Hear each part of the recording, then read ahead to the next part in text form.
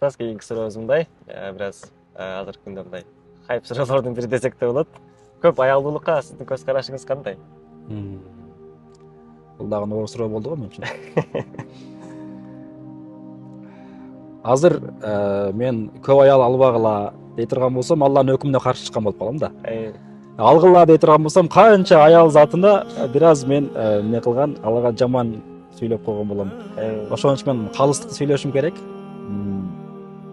Эгерде адилеттүүлүк боло алсаң деген да Курандачы. Чындап эле себеби биз мына мечитте, медреседе сабак бергенибизге байланыштуу бизге көбү чалат да. Ошолордун чалгандардын жазгандары көпчүлүк аял заты. Өзүбүздүн эле эже карындаштарыбыз.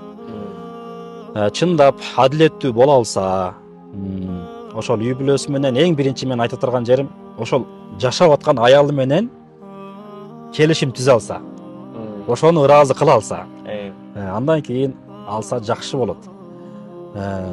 Эгерде ошол жашап аткан аялыны ыраазы кыла албаса, аны кызганычтан канча бир жаман иштер болуп кетсе, үй бүлө бузулса, балдары жетим калса, анда ал бир аз болбой калат ошол жери.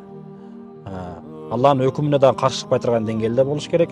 Ошол менен үй бүлөсү дагы бузулбай турган деңгээлде болуш керек да. Ушул мамиледе.